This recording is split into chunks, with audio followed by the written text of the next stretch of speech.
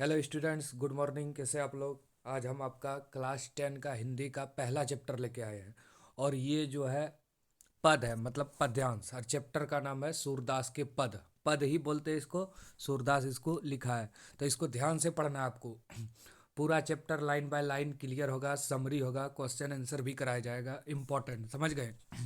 तो आपका ये वर्मा प्रेस बुक का पहला चैप्टर है पद, और क्लास 10 हिंदी का भी पहला चैप्टर है। तो इसको ध्यान से देखिए। और हिंदी में अगर आप अभी तक कुछ नहीं पढ़े तो ये वीडियो आपके लिए है, समझ गए? 2-3 वीडियो में हम पूरा चैप्टर पढ़ा देंगे। इससे पहले हम 6 जो कहानी है, जैसे नेताजी का चश्मा, बाल गोविंद भगत, वो सब करा दिए हैं। 6 आपका ये पद्यांश है, कविता है। 6 कहानी था, 6 कविता, पूरा 12 चैप्टर है। आप लोग उसको पढ़ सकते हैं इसको पढ़ने के बाद। चलिए शुरू करते हैं चैप्टर नंबर 1, पद, जो कि सूरदास के द्वारा लिखा गया है। देखिए, ये जो कहानी है, ये जो कविता है, ये श्री कृष्ण का है। जब वो गोकुल छोड़ के मथुरा चल गए और फिर वापस नहीं आए, और उसने अपने एक मित्र जिसका नाम उद्धव है, उसको गोपियों के पास भेजा और योग का संदेश मतलब देने की बात कही। तो उसी के बारे में ये कविता है। गोपियाँ का क्या रिएक्शन है, आइए पढ़ते हैं। पहला, ध्यान से पढ़िए इसको। उधो, तुम हो अति बड़भागी। उधो मने उद्धव, उद्धव से पकड़ लीजिए, ये पद है और सूरदास लिखा है। अपरस रहत स्नेह जगा में, नाहिन मन अनुरागी। पोइनती पात रहत जल भीतर ता, रस दे न दागी। ज्यों जला माहे तेल गागरी, बुन न ताको लागी। प्रीति नदी में पाऊ न बेरियो, दृष्टि न रूप परागी। सूरदास अबला हम भोरी, गुर चीटी जो पागी। चलिए अब इसका सारांश समझते हैं। पहला पद जो है, इसने गोपियाँ जो है उद्धव पे कटाक्ष किया है। गोपियाँ उद्धव से कहती है तुम बहुत क्या हो, भाग्यशाली हो। उद्धव, तुम हो अति बड़ भागी। अपरस रहत स्नेह तगा ना, नाहिन मन अनुरागी। क्योंकि तुम कभी प्रेम के धागे में नहीं बंधे। वे उद्धव की तुलना कमल के पत्ते से करती है। जैसे पानी में रह के भी परिणति पात रहत जल भीतर, ता रस देना दागी। मतलब कमल का पत्ता पानी में रहता है, फिर भी उसका पत्ता जो है वो मोम जैसा होता है, उस पर पानी की एक बूंद भी नहीं टिकती। ठीक उसी प्रकार, ज्यों जला माहे तेल गागरे बुध ना ताकू लागी। इसका मतलब हुआ कि आप तेल की मटकी के समान है, जिस पे जो है पानी नहीं टिकती। गोपियाँ खुद को भोली चीटी कहती है, और चीटी क्या होती है, गुड़ में जो है सन जाती है, यही बताया गया। तो आपको ये पढ़ के सिर्फ ये पता करना है कि ये पद से लिया गया है, जो कि सूरदास के द्वारा लिखा गया है। क्लास 10 हिंदी, बहुत ही important video, line by line. चलिए अब इसको पढ़ते हैं। इस पद्यांश के कवि कौन है? तो ये क्या है, पद। पद किसने लिखा है? सूरदास, भक्ति काल के कवि। यह काव्यांश किस पाठ से लिया गया है? ये पद से लिया गया है। इसको पूरा बोलते हैं सूरदास के पद। गोपियाँ किसकी अनन्य भक्त है? श्री कृष्ण की गोपियाँ जो है अनन्य भक्त है। पुन्नी पात का अर्थ क्या है? कमल का पत्ता। पूर इन्नी पात का अर्थ क्या है? कमल का पत्ता, अभी ऊपर में बताया है। गोपियाँ ने उद्धव के व्यवहार की तुलना किससे की है? गोपियाँ ने उद्धव के व्यवहार की तुलना कमल के पत्ते और तेल के मटके से की है। कौन स्वयं को अबला और भोरी कहती है? गोपियाँ, अबला नारी। चलिए अब आगे देखते हैं। गोपियों ने उद्धव को भाग्यशाली क्यों कहा? तो गोपियां द्वारा उद्धव को भाग्यशाली कहने का कारण यह है कि उद्धव प्रेम रूपी बंधन से बिल्कुल स्वतंत्र है, और उसका मन किसी के प्रेम में अनुरक्त नहीं है। इस प्रकार उन्हें विरह की पीड़ा नहीं झेलनी पड़ती है। उद्धव वास्तव में भाग्यशाली नहीं बल्कि भागहीन है, क्योंकि वे प्रेम रस के आनंद से वंचित है। गोपियों के अनुसार जो है उद्धव भाग्यशाली नहीं, भागहीन है। माने श्री कृष्ण के आकर्षण और प्रेम के समीप रहता है, फिर भी उस पर कोई प्रभाव नहीं पड़ता। आगे, कमल के पत्ते की कौन सी विशेषता कविता में बताई गई है? कविता में यह बताया गया है कि कमल का पत्ता जल के अंदर रहते हुए भी उससे अछूता ही रहता है, उस पर जल का धब्बा तक नहीं लगता, माने कोई प्रभाव नहीं पड़ता उसका। उसी प्रकार उद्धव भी है। भोली भाली गोपियाँ और चिटियों में क्या समानता पाई गई है? भोली भाली गोपियाँ अपने प्रिय कृष्ण की रूप माधुरी पर मोहित होकर उसके मन में इस प्रकार लीन हो गई है कि अब कभी भी उससे विमुख नहीं हो सकती। उसकी दशा उन चींटियों के समान हो गई है जो गुड़ पर आसक्त होकर उससे चिपट जाती है और स्वयं को कभी भी मुक्त नहीं कर पाती। वही अपने प्राण त्याग देती है। मैंने चींटियाँ क्या आता है, गुड़ पे लिपट जाता है और अपना प्राण त्याग देता है। उद्धव के व्यवहार की तुलना किससे की गई? 2 चीज़ों से, कमल के पत्ते और तेल की गगरी। तो उद्धव के व्यवहार की तुलना पानी में पड़े रहने वाले कमल के पत्ते से की गई है, और जल में पड़े रहने वाली तेल की उस गगरी से की गई है जिसमें जल घुल मिल नहीं पाता है। चलिए अब दूसरा सेंटेंस आप पढ़ते हैं।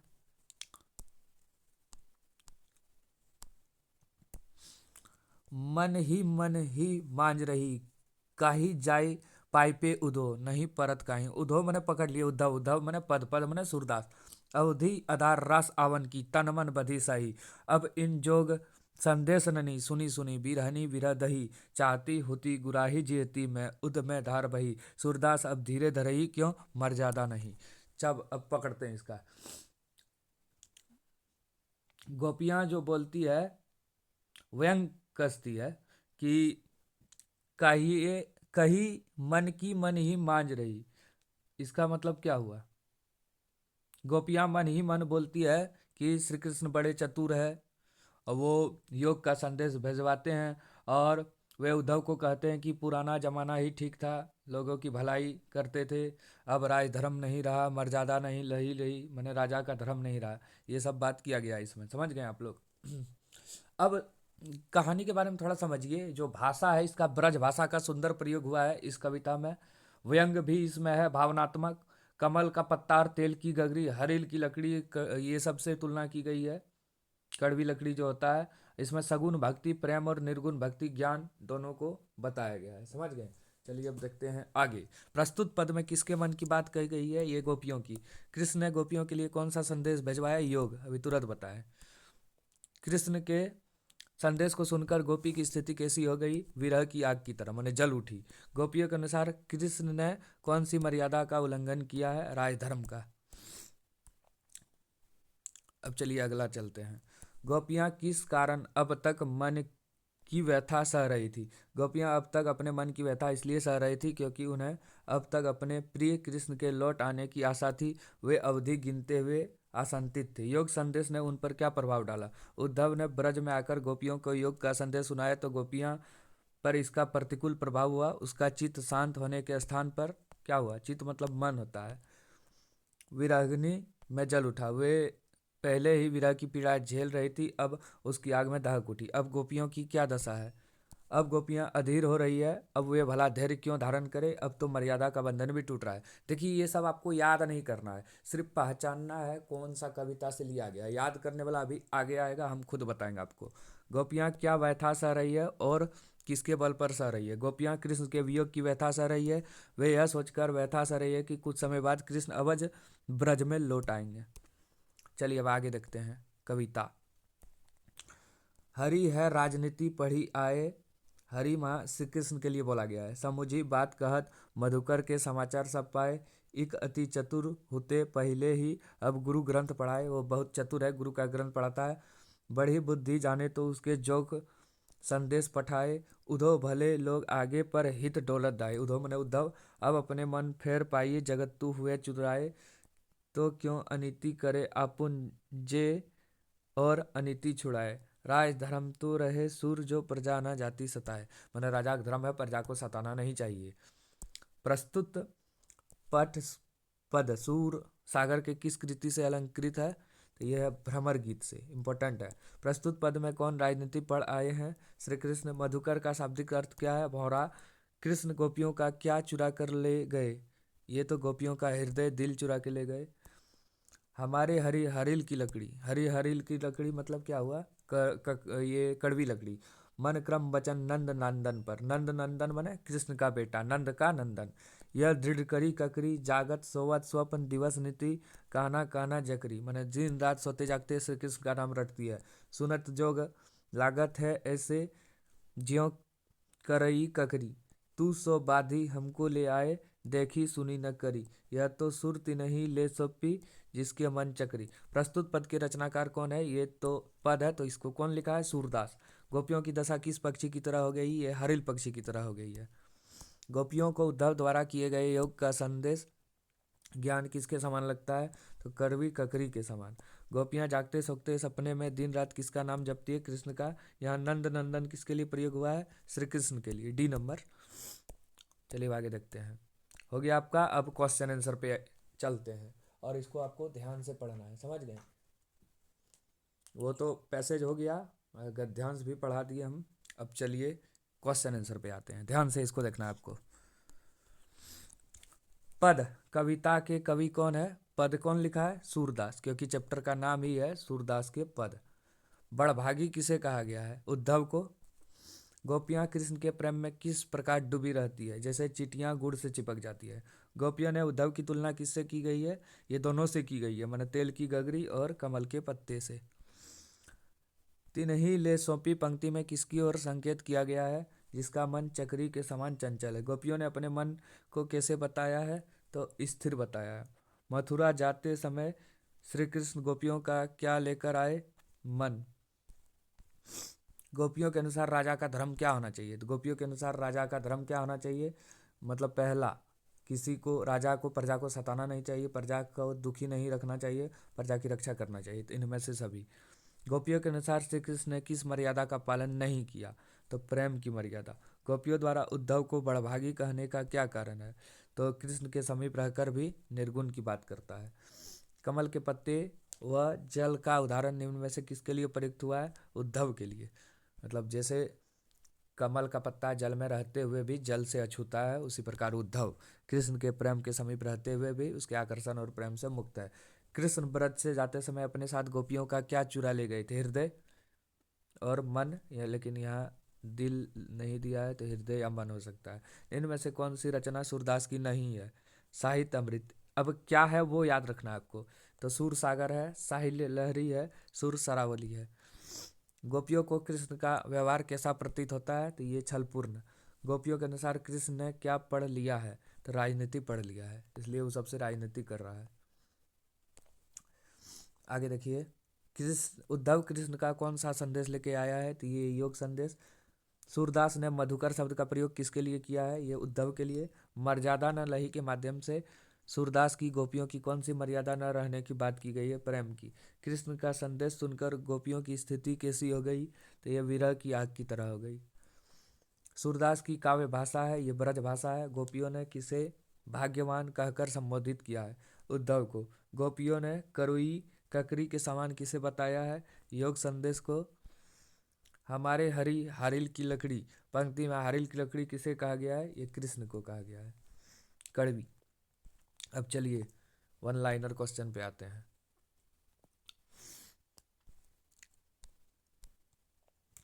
गोपियाँ राजधर्म की बात किससे कहती है? उद्धव से। उद्धव द्वारा दी गई योग संबंधी शिक्षा की गोपियाँ कैसी बताती है? कड़वी ककड़ी के समान। कृष्ण द्वारा चुराई गई अपनी किस वस्तु को गोपियाँ वापस लेना चाहती है? मन। गोपियाँ श्री कृष्ण को किसके समान मानती है? हरील की लकड़ी के समान। गोपियों के अनुसार श्री कृष्ण अपने किस कार्य द्वारा उन पर अन्याय कर रहे हैं? योग का संदेश भिजवा के। गोपियाँ स्वयं को क्या मानती है? अबला। और श्री कृष्ण का अनन्य भक्त। सूरदास का जन्म कब हुआ था? 1478 में। इम्पोर्टेंट है ये। सुर सागर में कितनी पद है? लगभग 500।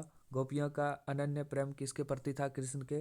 प्रीति नदी में कौन सा अलंकार है? रूपक। गोपियों को अकेला छोड़कर कृष्ण कहाँ चले गए? मथुरा। नंद नंदन किसे कहा गया है? कृष्ण को। गोपियों की दशा किस पक्षी के समान हो गई है? हरिल पक्षी। गोपियों के अनुसार उद्धव ने किस नदी में अपना पाँव नहीं डुबाया है? गंगा में।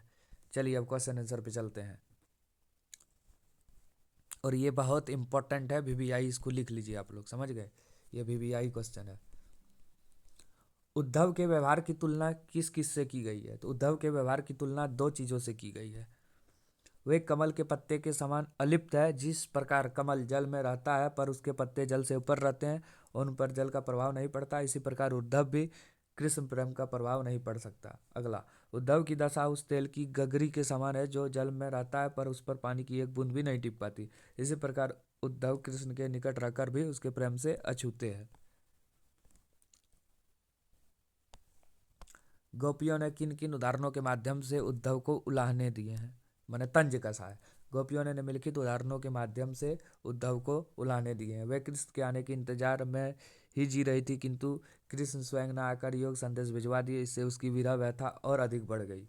वे कृष्ण से अपेक्षा करती थी कि वे उसके प्रेम की मर्यादा को रखेंगे, वे उसके प्रेम का बदला प्रेम से देंगे, किंतु उन्होंने योग संदेश भेजकर प्रेम की मर्यादा ही तोड़ डाली। अगला, उद्धव द्वारा किए गए योग के संदेश ने गोपियों की विराहग्नि में घी का काम कैसे किया? ब्रज की गोपियां इस प्रतीक्षा में बैठी थी कि देर सवेरे कृष्ण उससे मिलने अवश्य आएंगे या अपना प्रेम संदेश भेजेंगे। इसी से वे तृप्त हो जाएंगे। इसी आशा के बल पर वे वियोग की वेदना सह रही थी, परंतु ज्यों ही उसके पास कृष्ण द्वारा भेजा गया योग संदेश पहुंचा, वे तड़प उठी। उसकी विरह ज्वाला तीव्रता से भड़क उठी। उन्हें लगा कि अब कृष्ण उसके पास नहीं आएंगे। वे योग संदेश से ही भटक कर अपनी पीछा छुड़ा लेंगे। इस भय से उसकी विरागनी भड़क उठी। गोपियों के अनुसार राजा का धर्म क्या होना चाहिए? गोपियों के अनुसार राजा का धर्म प्रजा की रक्षा करना होना चाहिए। उसे प्रजा को कभी नहीं सताना चाहिए। अगला क्वेश्चन, गोपियों ने कृष्ण में ऐसे कौन से परिवर्तन दिखाई दिए जिसके कारण वे अपने मन वापस पा लेने की बात कर रही है, जो मन उसका ले गया है? तो गोपियों ने कृष्ण के स्वभाव में कई परिवर्तन देखा। पहला, अब कृष्ण भोले सरल ना रहकर राजनीति बन गए। उन्होंने बहुत सारे ग्रंथ पढ़ लिए और अधिक बुद्धिमान प्रतीत होने लगे। अब वे प्रेम के स्थान पर योग की बातें करने लगे। अब वे अनीति करने लगे हैं। अब वे राजधर्म की उपेक्षा करने लगे हैं। तो यही सब है। चलिए आगे देखिए। गोपियों ने अपने वाक्य चतु के आधार पर ज्ञानी उद्धव को परास्त कर दिया। उसके वाक्य चतु की विशेषता बताइए। गोपियां अपने वाक्य चातुर्य से ज्ञानी उद्धव को परास्त कर दिए। उसके वाक्य चातुर्य की कुछ विशेषता निम्नलिखित है। गोपियां तर्कशील है।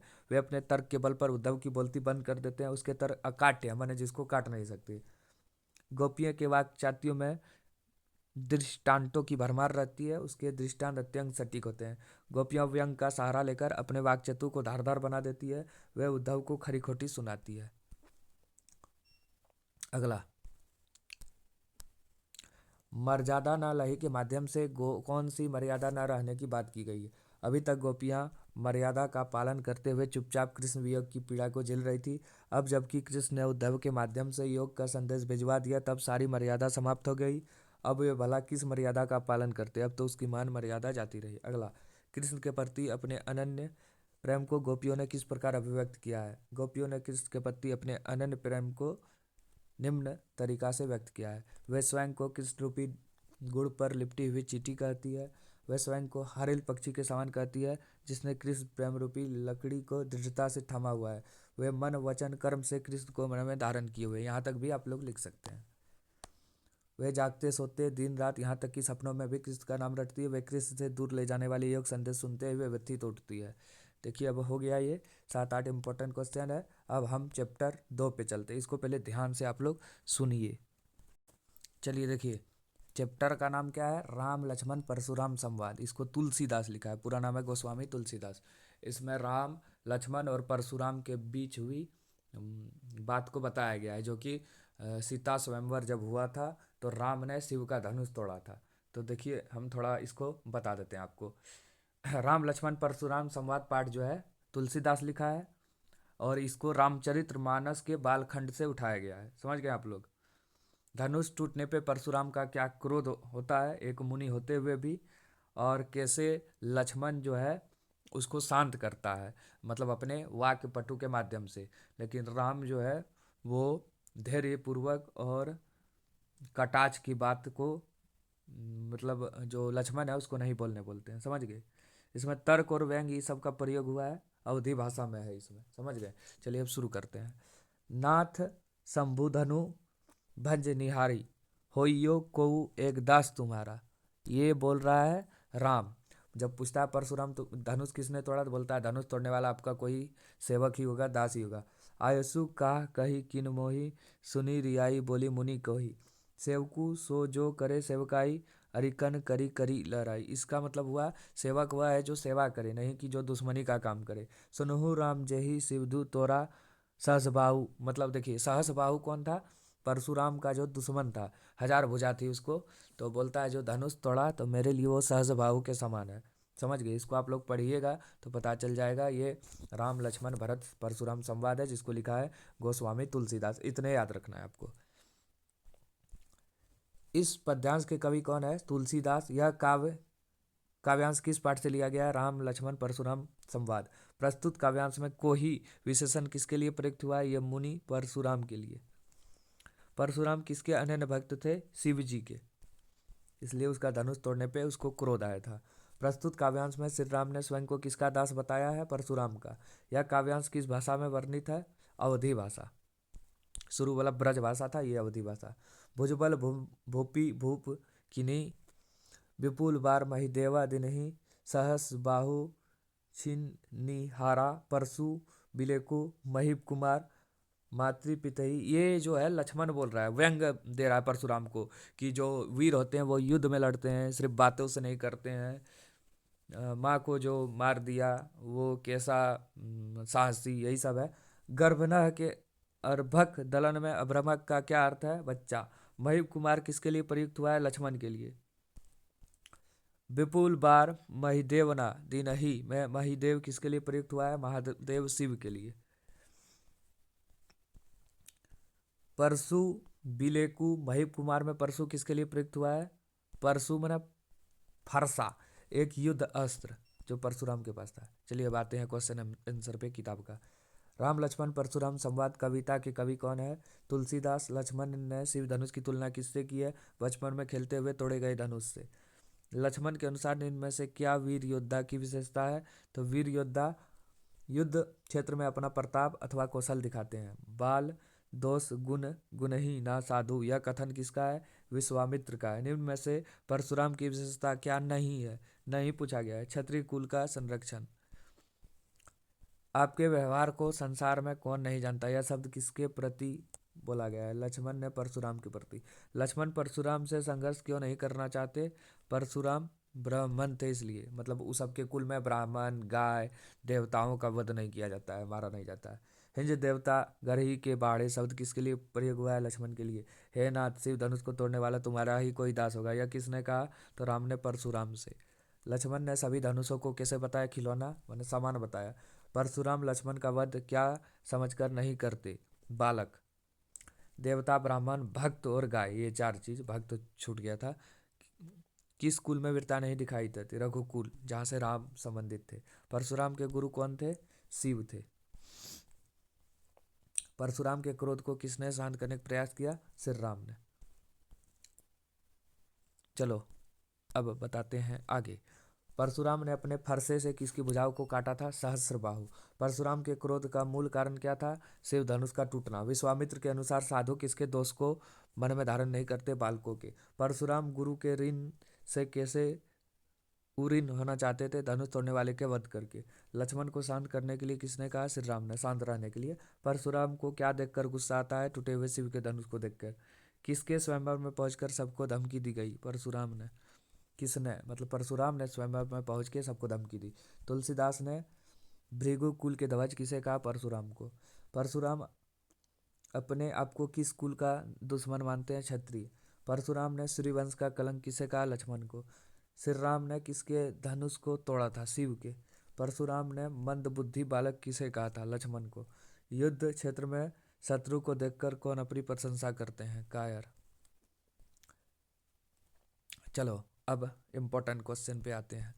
परशुराम के क्रोध करने पर राम और लक्ष्मण की जो प्रतिक्रिया हुई उसके आधार पर दोनों के स्वभाव की विशेषता लिखें। परशुराम के क्रोध करने पर राम के विनयशील एवं मृदु स्वभाव का परिचय मिलता है। वे परशुराम का क्रोध शांत करने के लिए स्वयं को उसका दास बताते हैं। वे लक्ष्मण को भी शांत रहने का संकेत देते हैं। लक्ष्मण व्यंग्यपूर्ण भाषा का प्रयोग करता है, वे किसी से दबाना नहीं चाहते।